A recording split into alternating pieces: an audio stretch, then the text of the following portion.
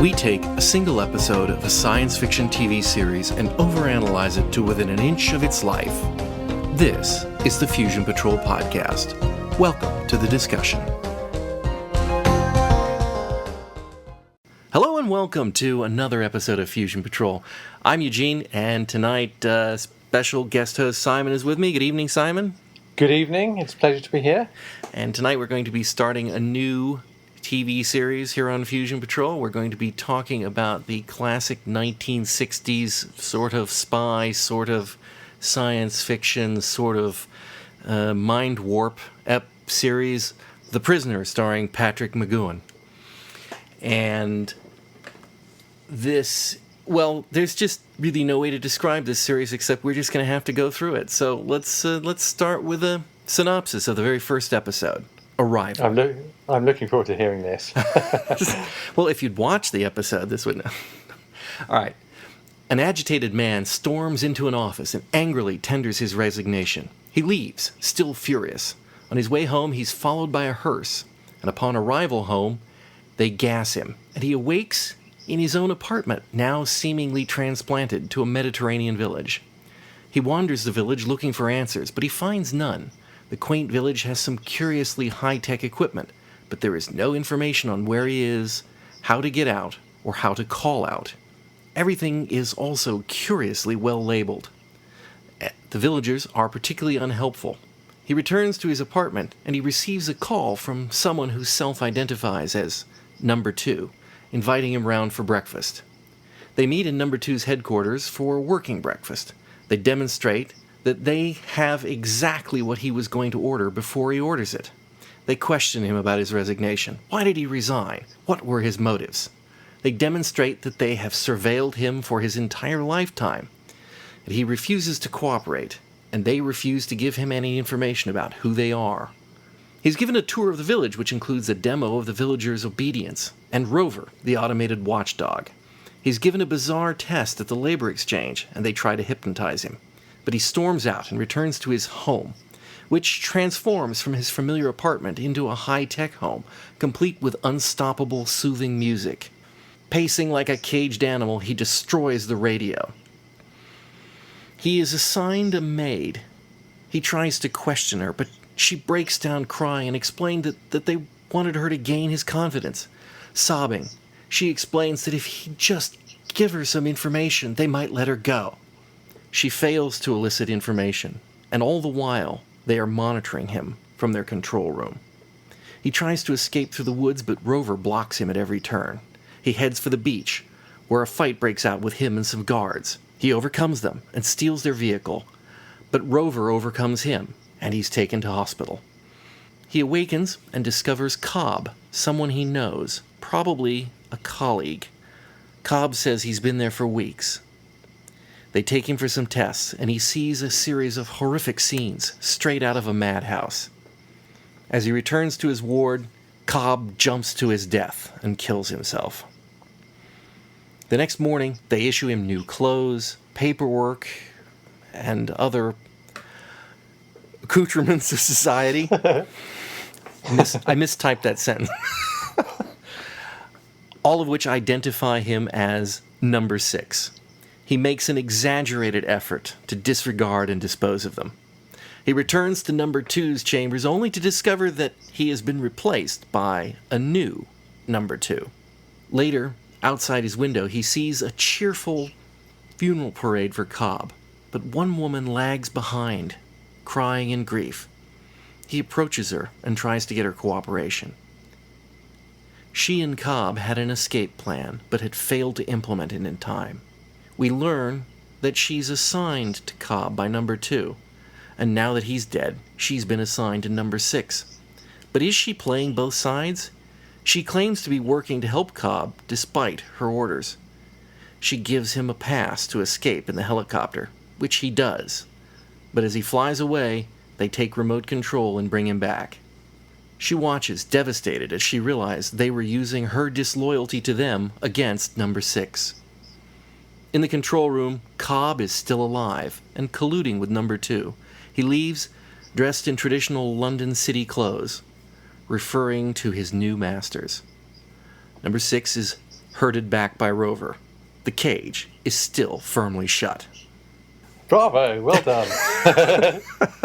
Yeah, we did a couple of minor stumbles along the way, but it's really more of a setup, I think, and with a sort of escape story. I think I've mentioned it in the past that some shows suffer from pilotitis, wherein they have a lot of time to explain the setup, and then they feel they have to put one little adventure in towards the end to justify it as a single episode story.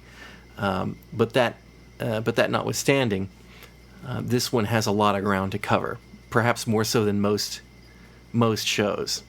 So I understand that you have watched The Prisoner before, but not all of it, and then what you have seen was a long time ago? It's been over 20 years since I've seen it at all. I don't know if I've watched this episode. I don't remember which episodes I've watched. So yeah, I'm kind of coming to it with fairly fresh eyes. So how did the first episode grab you? I don't know. I mean, I think you did well kind of summarising the episode, because it is so fantastically complicated, but also full of menace. There's menace, but there are red herrings, non sequiturs, and it's a bit like an onion in the sense of you think someone is. You take someone at face value, but it turns out there's a double cross or a double cross to a double cross, and you never quite feel you've got to the heart of what's going on. You've just peeled another layer off of it. So it's a really hard series, I think, to describe if you haven't actually seen it. Yes, I think that's true, and I think a lot of this episode. So there is this sense of prevailing surveillance.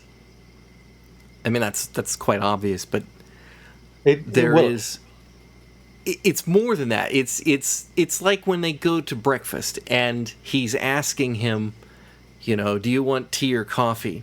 And he'll say tea, and that's all they've got. And do you want eggs with your bacon? Yes, 1 or 2. And it turns out all they've got is 2 eggs and bacon. And just right down the line, we know you. We know everything there is to know about you, except this one little thing we want to know, which is why you resigned. That to me, that scene is the standout scene in the episode. It's absolutely fantastic, and it is everything that is great about this show. And I mean, I think there's something, it's more than just the surveillance aspect to it. There is something about this show, and it's a kind of thing about 1960s genre television that is ever so much about performance, and it's not just that it's putting on an entertainment for the viewers. It's also, there's a real sense within the show that people are being watched, and they know they're being watched, and so they react to that. So you get a sense with number 6 through this that all the time he is there are little clues everywhere that he's being watched. So he is perhaps playing up to that. You're never quite sure when he's playing up to that, and when the emotion he's displaying is genuine, and when it's something he's doing for the cameras, for the watchers. It's like when he was pacing in his room. Exactly. I got the feeling there that was genuine fury, that he was getting fed up. and honestly, Patrick McGoohan is an incredible actor, or I have seen him do some incredible acting roles. He often plays this thing so tight and so constrained. I mean, you just feel like this man is wound up tight as a spring.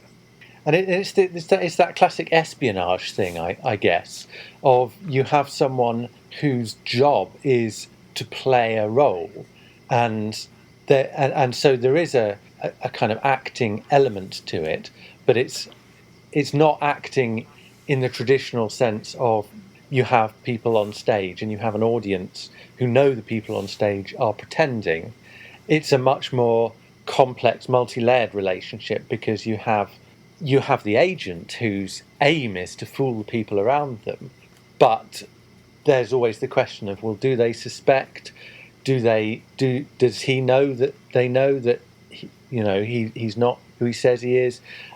And in this case, they're looking at him all of the time, trying to work out what he's thinking about them. How much does he realize about the environment he's in?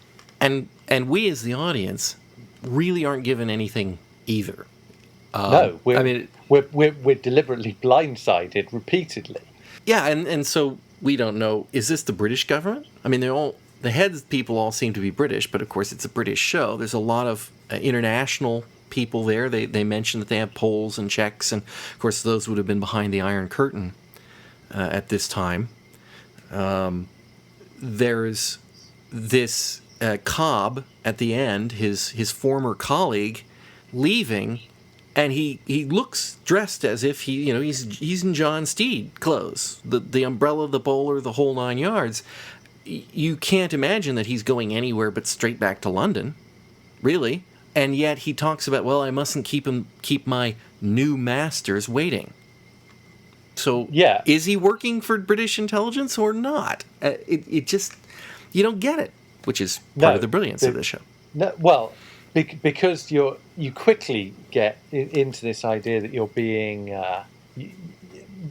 led to think one thing, but then it turns out to be another, and you're being led to something else, but then there's a twist, and it's not what you expected. And so initially, and it has this fabulous thing of what in a modern TV series would probably be the pre-credit sequence of the first episode, the whole setup, where he goes into the boss's office and tenders his resignation and all the rest of it. Only in this, it is actually the title sequence, the credits themselves. Yeah. And the theme, which is great, acts as a kind of incidental playing under that sequence that establishes the whole story. And so you get that premise really sort of compacted into that, which sets it up as if, and what you're kind of being led into in this episode. And I honestly don't remember if we learn something different later, but the premise suggests that, yes, it is his employers, his ex-employers, British intelligence, trying to find out what lies behind his decision to resign. But pretty quickly I'm thinking, well, how do we know that that's who these people are? Because this is a really, really complex and expensive setup.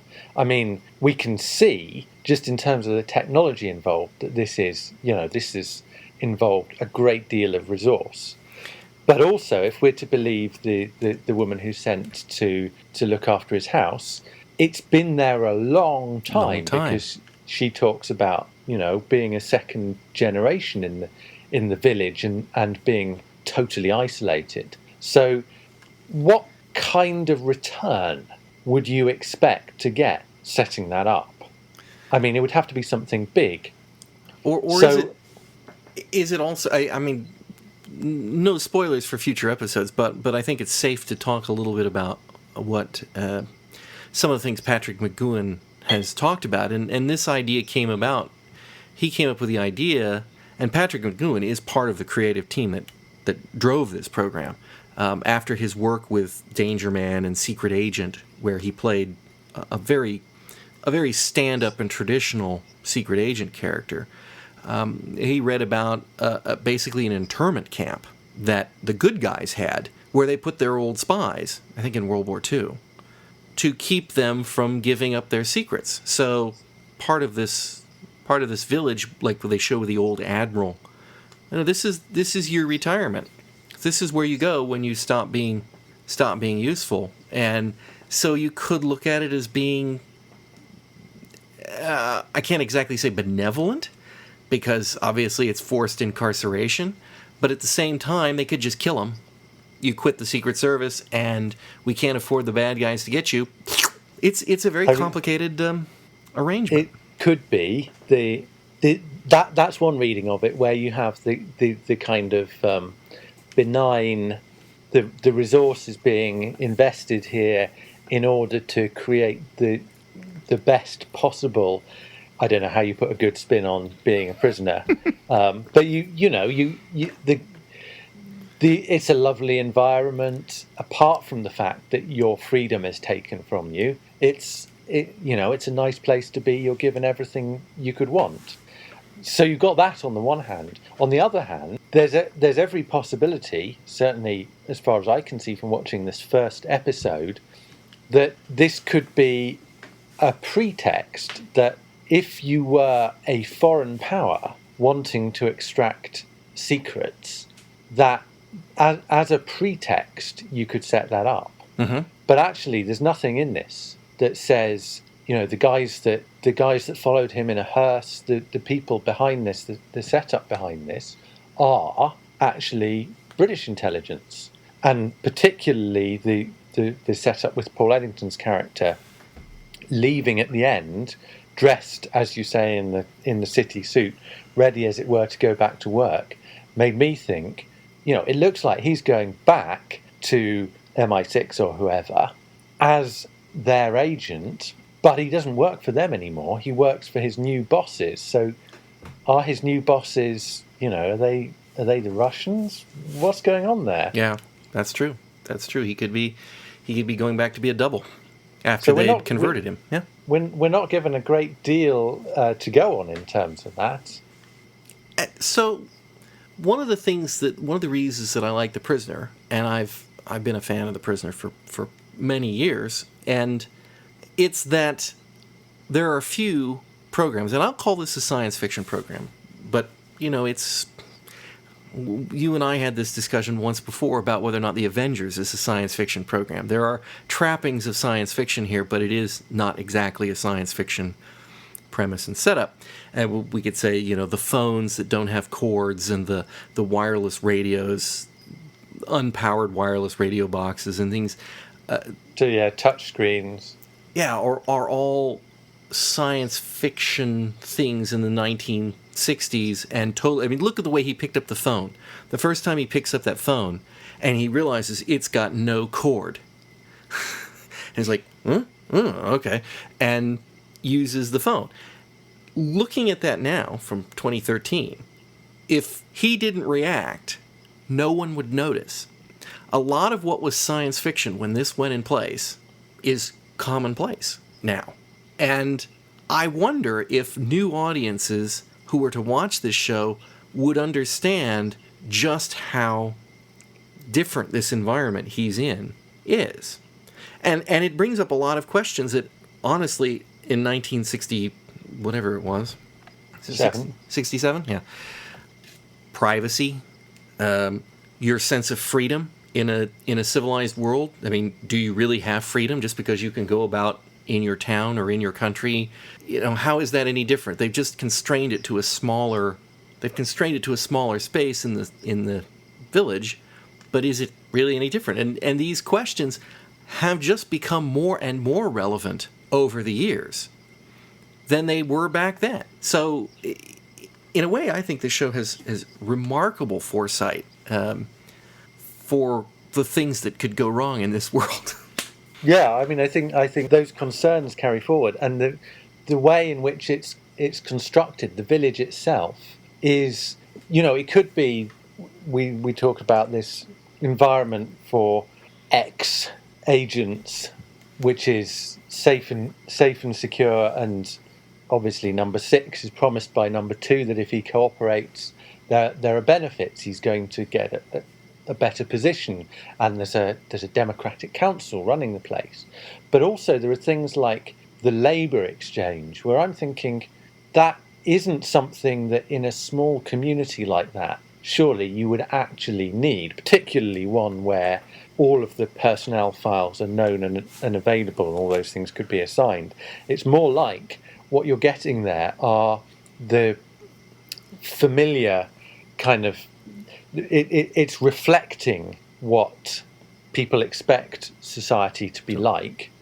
So, do you think the labor exchange is a euphemism there. I mean, they appear to be trying to brainwash him with that, or hypnotize him in that room.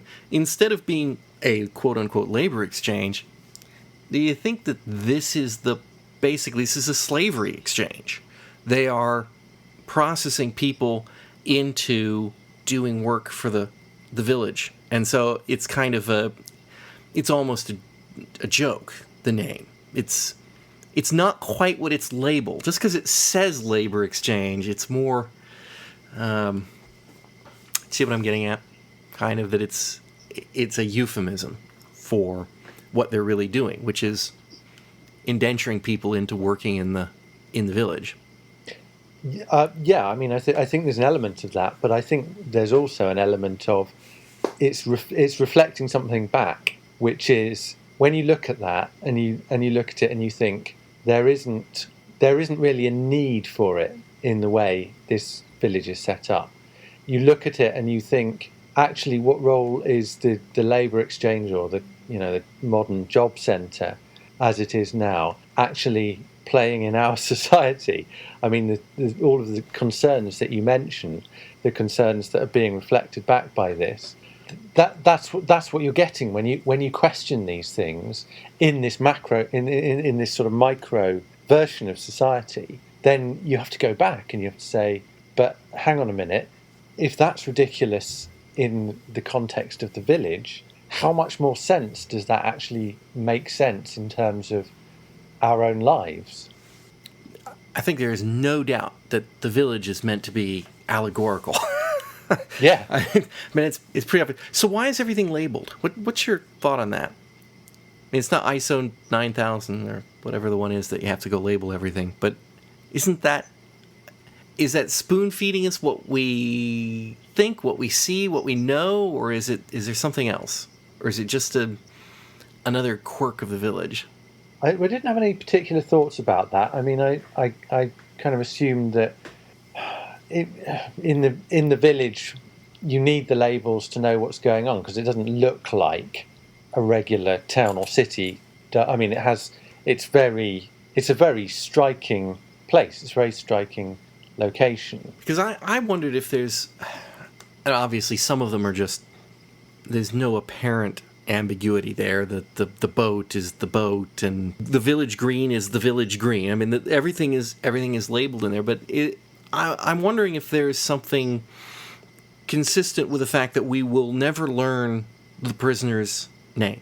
And I think that's not spoiler enough. That's not a spoiler for the series, but he is the prisoner. He is number 6. You could say the same about the Doctor.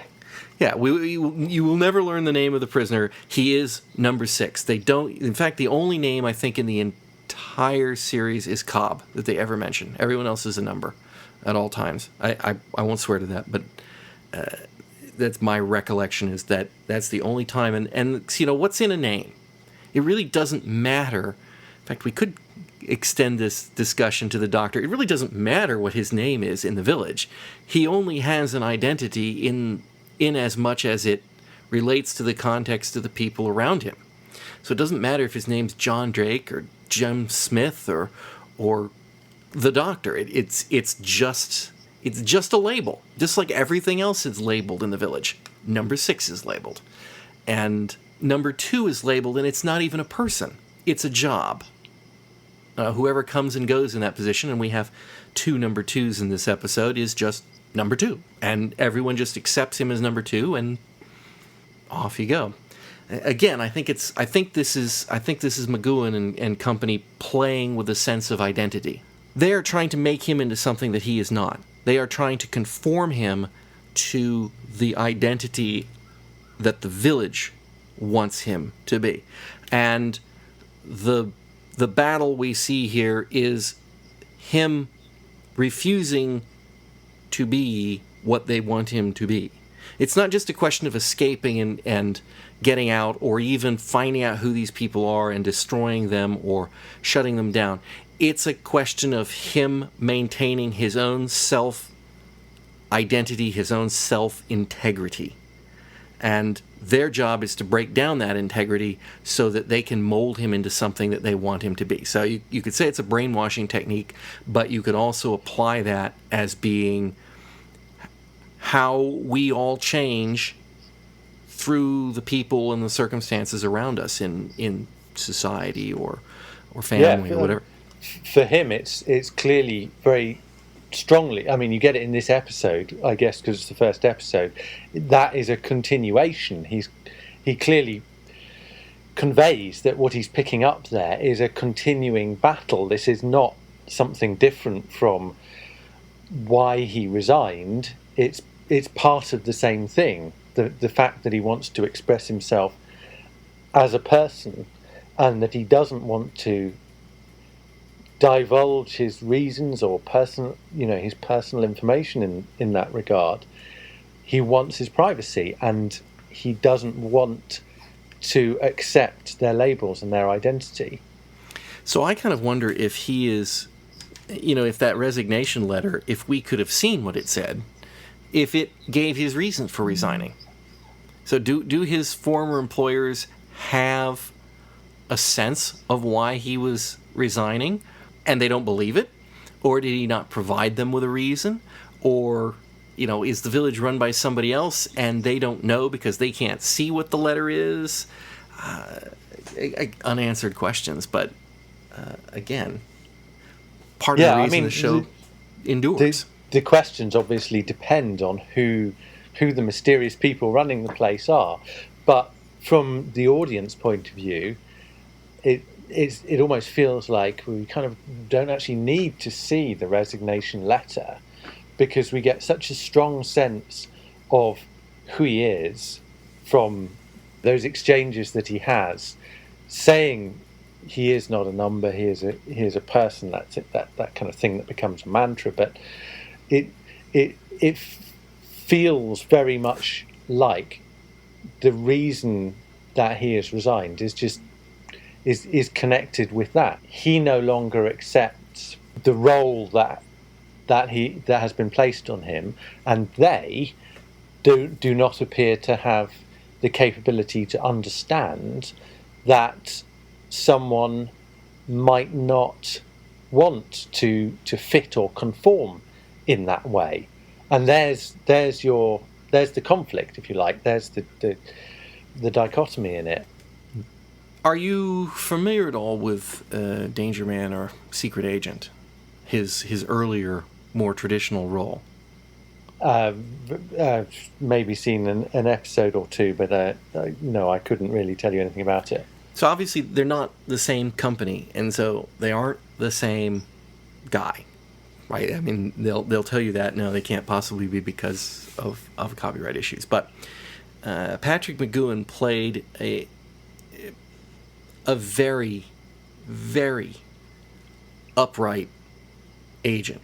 And part of this is Patrick McGoohan, is my understanding, right? I have to pass this on by stuff that I've heard and read over the years, but without ever sitting down with Patrick McGoohan and talking to him about it. But he intentionally played the part in what he considered to be an extremely moral way.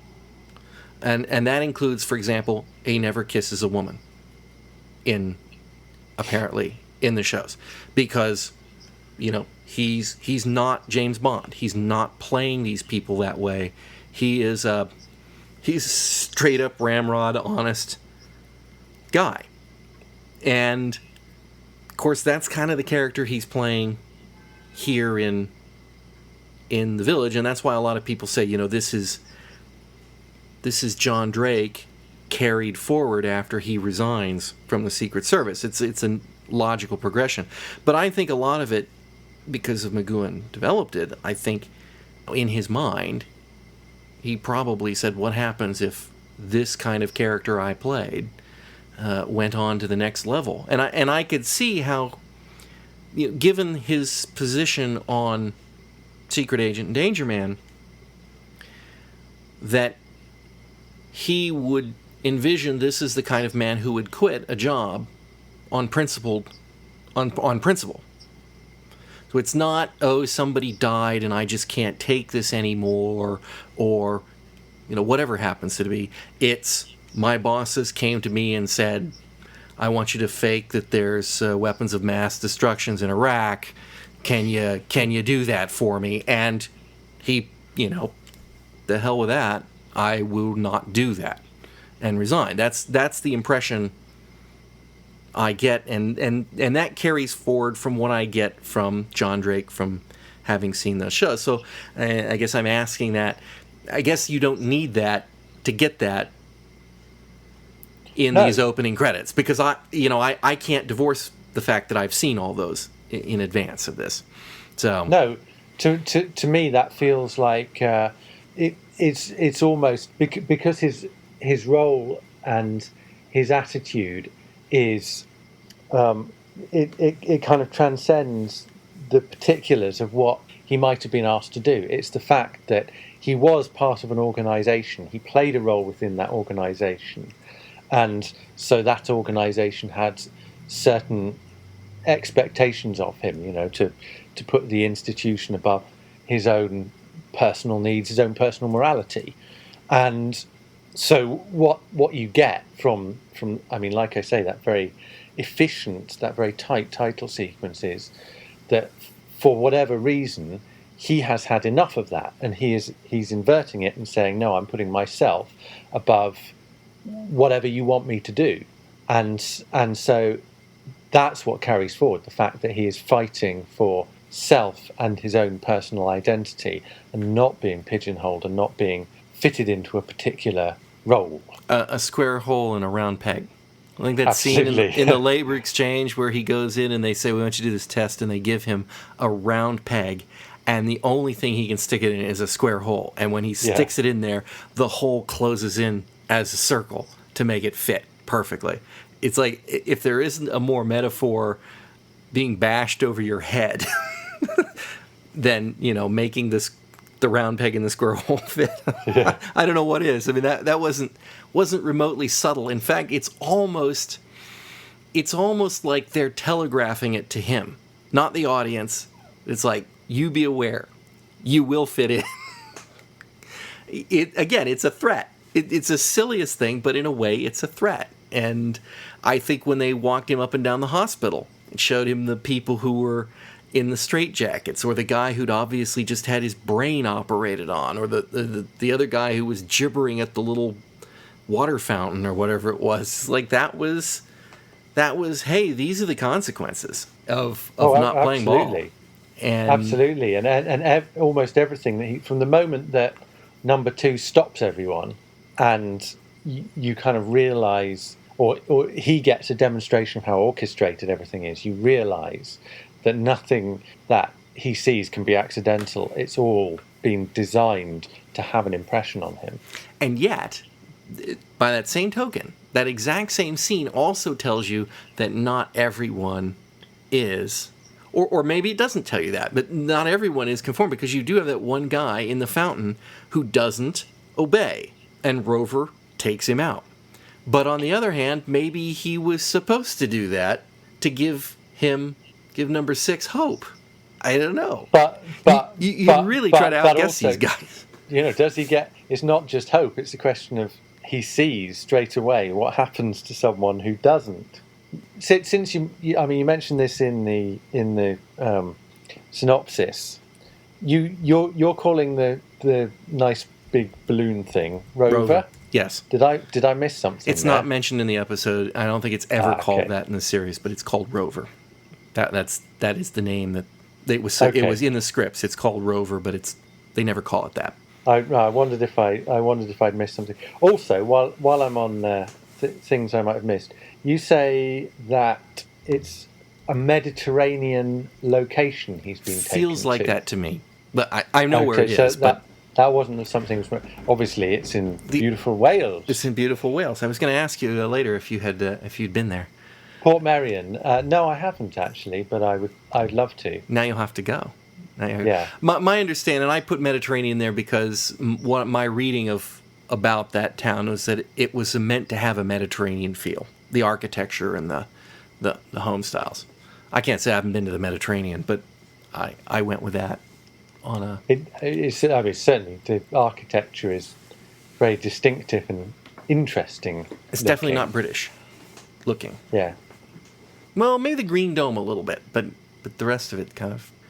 has a something feel, and I think obviously that's what they're going for. I think they got an incredible location for this. I mean, if they'd had to build that, I don't know whether or not they had the village mapped out before they wrote the show, but if they had to build sets to accomplish what they were able to do in this little town, they'd have never pulled it off.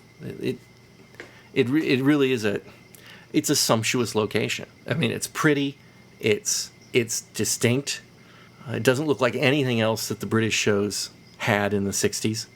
Typically, when they went overseas, it was a backlot at Pinewood, and that looks like a backlot at Pinewood usually. No, you can see why they got a helicopter into this one and got some good aerial shots, so you could definitely see it was a bit much of that. Yeah, I felt they stretched that out a little too long. First they had the tour, and they showed him around, and then when he left, I mean, the flight out, and then when they turn him around and they bring him back was way too long for television time.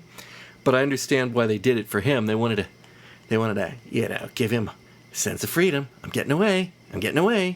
Make that last just as long as they can, and then drag him back slowly, inexorably, just to help break his will. But I think there was a problem with the pacing, and as you say, it's the pilotitis thing. This isn't a very well structured episode, or didn't feel like it to me in a sense, because you do get 40 minutes of one story, and then you get an almost complete break in the sense of you get the first story is with one number two and the whole establishing the location and the premise, and then the second story is with the woman who knew Kolb and the George Baker number two, and that's got to have its kind of own plot, but it's only got 20 minutes to do it in, so it is basically nip into the helicopter, fly about a bit, get dragged back again. I think they do effectively convey that the woman was assigned to Cobb. At least I think I'm getting this out of the episode. You can break the layers down, but the woman was assigned to Cobb, unknowing that Cobb was already one of their agents. So Cobb is playing her to get her to fall in love with him, because that's pretty obvious that was her motivation. And she did things, like with the helicopter pilot, to steal the electropass. Whether or not the helicopter pilot was in on it or not is another story, so that they could lead her to a place of trying to get Cobb out because she loves him, even though she's supposed to be monitoring, but he's really monitoring her. And then his stage death to transfer that to number 6. And I think she convinces number 6. I'm not sure whether or not she convinces him she's genuine or not, but he has to go for it one way or the other, and that's a little bit of the ambiguity of his character. And then to have that slam down on him and slam down on her, that she's just been played from end to end. It's not an uncomplex story in that way, or setup, I should say, because that's not exactly a story. That's just setup. Yeah, yes, it is set up, because in a sense, the payoff would be finding out why, for example, Cobb had played her in that way. What exactly was the game? Because that's not at all clear. No, it's a lot of effort, but yeah, why is that the best way of getting what they want, and what do they want anyway? Yeah, did they set that up for when number 6 would arrive, in which case they knew he was going to resign because he hasn't been there long enough for them to have staged that? And why not? I mean, they have those dossiers and all the information on him and what's going on. Maybe they knew his resignation was coming. I think, actually, don't we see the hearse before he drives into the car garage? I think we do. I think as he pulls into the garage, we see the front of the hearse come out, which means they knew what was going on. They were planning his abduction before he quit. I'll have to check that, but I think we see it. I don't remember, so yeah. Well, the opening credits that we see in this pilot are, I don't want to say longer but they're different from the rest of them a little bit, subtly here and there. There's scenes cut out, scenes added, and I think in the very first one we see the hearse before the abduction or before the resignation, and then in the other ones I don't think we do. But here's the thing about The Prisoner, that because The Prisoner, I mean, one thing about it is we had this discussion about science fiction and whether or not it actually counts as science fiction, and also we have this ongoing disagreement over whether it matters about whether it counts as science fiction. But to me, there's as strong a feel about this show as being a kind of the feel of that genre of espionage shows as much as there is for the science fiction stuff. And you're right, we kind of had this discussion about whether the Avengers goes one way or the other, and I kind of get that very espionage vibe about it as well. But for these shows, there's with the kind of strong male lead like John Steed or Number 6, or even the Doctor, particularly the Pertwee era Doctor Who, there's this very strong kind of visual identity to them that Patrick McGoohan's costume is very important, with the bowler and the three-piece suit and everything. Likewise, what John Pertwee wears, and in The Prisoner we have almost like a scene where when the Doctor regenerates, during that regeneration episode, like the episodes we've been talking about in our series, that there's always the moment where the Doctor puts on his new costume, and we get that in the hospital again, where he's given that kind of trademark jacket that becomes his costume through the show. And somehow that's very important to these shows, that you have this kind of strong visual identity. But he, unlike everyone else has their old-style bicycle badge with their number, and and the little straw hat. And I mean, they set him up with that, and just as soon as he gets out of sight, hat gone, number badge thrown off. So there is that kind of moment where he makes the costume his own as much as he can. He's given a part to play, and even then he has to customize it. Even if it's not by accessorizing it with celery, it's by de-accessorizing it. So it is an identity, whether it's his identity or the identity they put on him. There is this kind of need to adopt a societal very norm, visible and fixed identity. Yeah.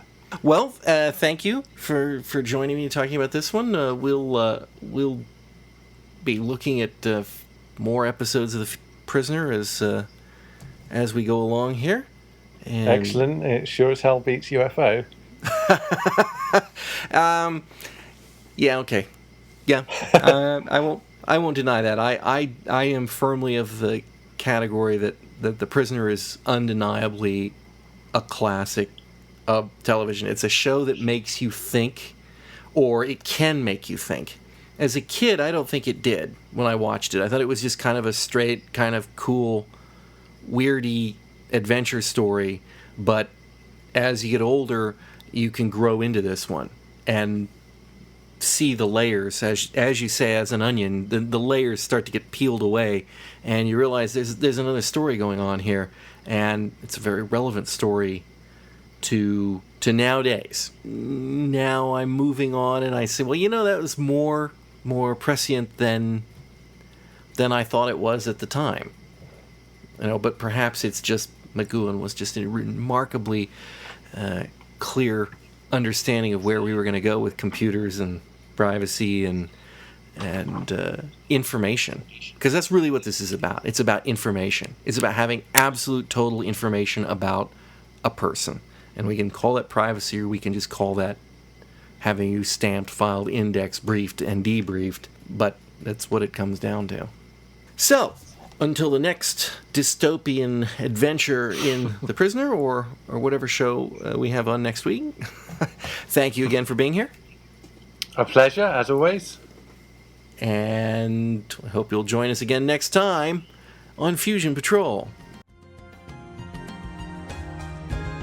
We hope you've enjoyed this retro episode of the Fusion Patrol podcast here at the Fusion Patrol Classics YouTube channel. For new episodes of our audio podcast every week and our entire back catalog, come visit us at fusionpatrol.com or subscribe in iTunes or most anywhere fine or even disreputable podcasts are found. You can also support our podcast at patreon.com/fusionpatrol.